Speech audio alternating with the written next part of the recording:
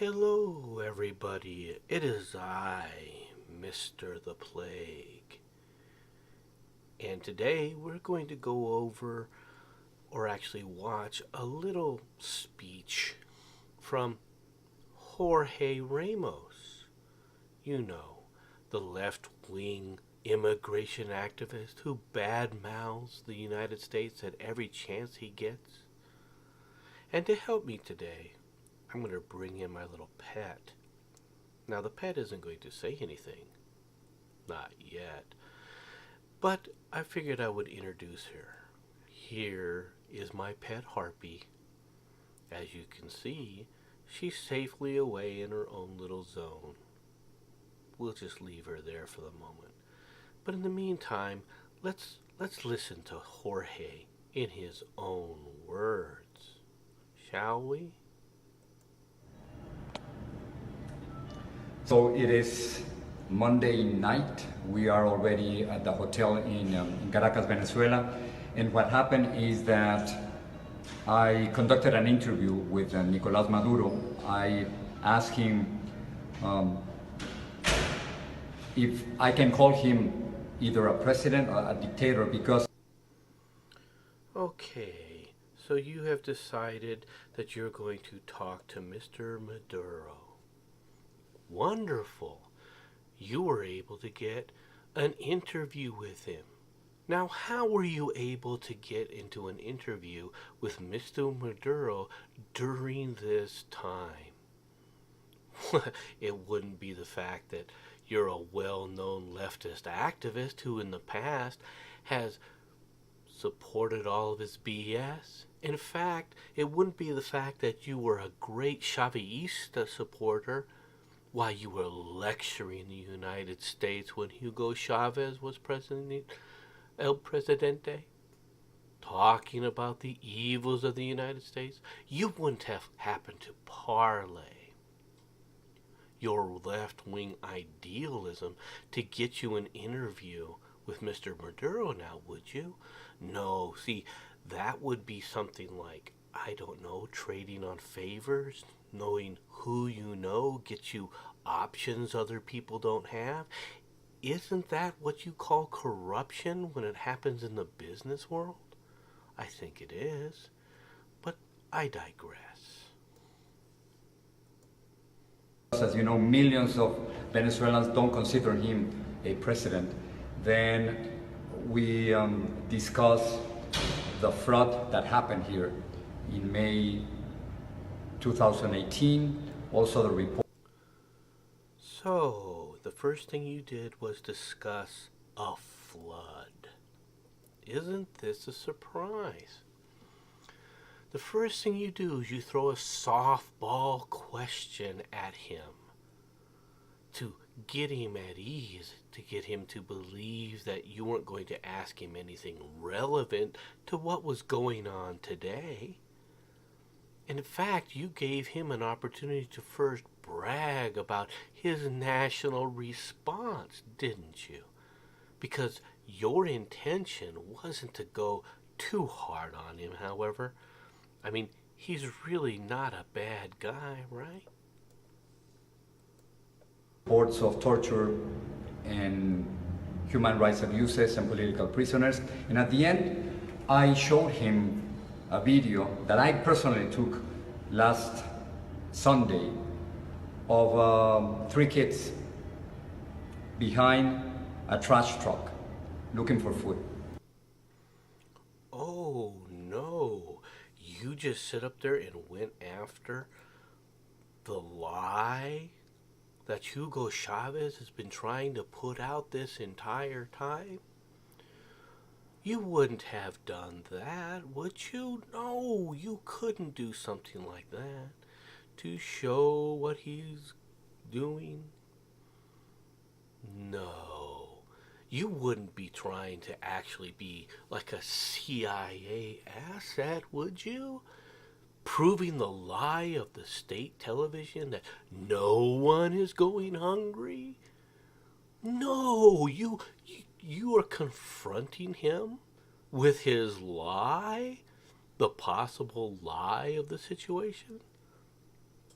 Did you wake up on the wrong side of the bed this morning? And he just couldn't stand it. He didn't want to continue the interview. He tried to close my iPad where I showed him the video, and then he said the interview was over. It was about 17 minutes of interview. After that, So,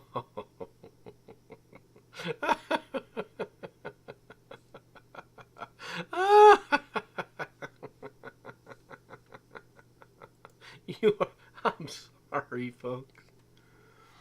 You're surprised? You're surprised that he ended the interview when you called him out for a lie? You're surprised. My, oh my. Why am I not surprised? their Minister of Communications, Jorge Rodriguez, told us that they didn't authorize the interview and they confiscated all our cameras, 4 cameras, all our video, all our cell phones. And this is a surprise. Now, the reason I cut in here was because I want to break this up a little bit with commentary, and give a chance to look with this rather than break this up. Sometimes this becomes a bit disjointed, and I understand that, folks. But here's what usually comes next. And we were thrown out of the presidential palace. But before I left the palace, they took me into a security room with producer Maria Guzman, and they asked for our cell phones.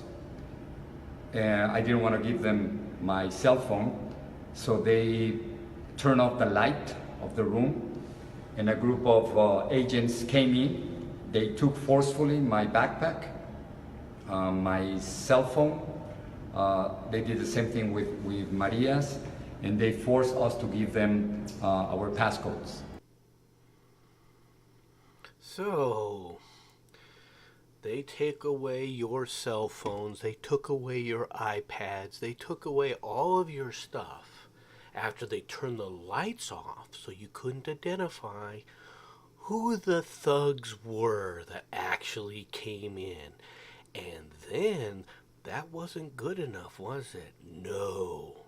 They demanded you turn over the passcodes to access the data. Wow.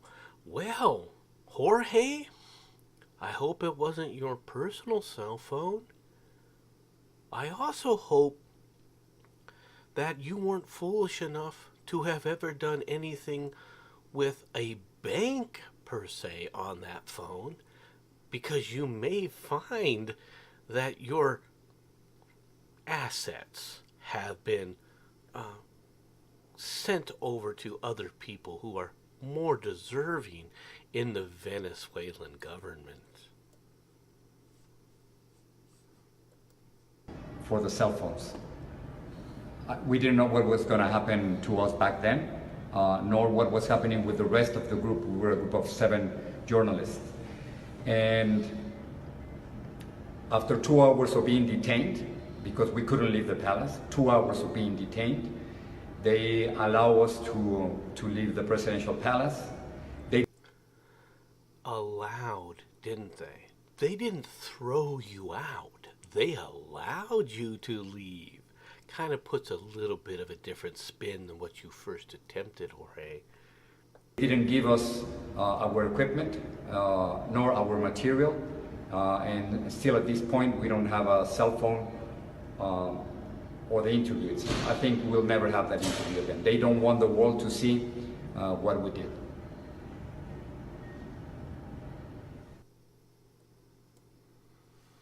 So, Mr. Jorge discovers that the leftists weren't the wonder people he's always assumed they were. And in fact, you, Mr. Jorge, were instrumental in talking about how wonderful the Chavez and Venezuela regimes were. You've told us repeatedly how wonderful they were. You're a well-known journalist, activist immigration journalist. And you want me to what? Know what's going on in Venezuela? As if this is a surprise to me? The problem with you left-wingers is you think that whatever you're told from conservatives, that it has to be a lie. And even when a leftist tells you it's not a lie, for example, Jorge's little story here, you're not going to believe it. That's the sad truth. Well, ladies and gentlemen, for Jorge's sake, I certainly hope that he has left Venezuela already, because if he stays, we may never see him again.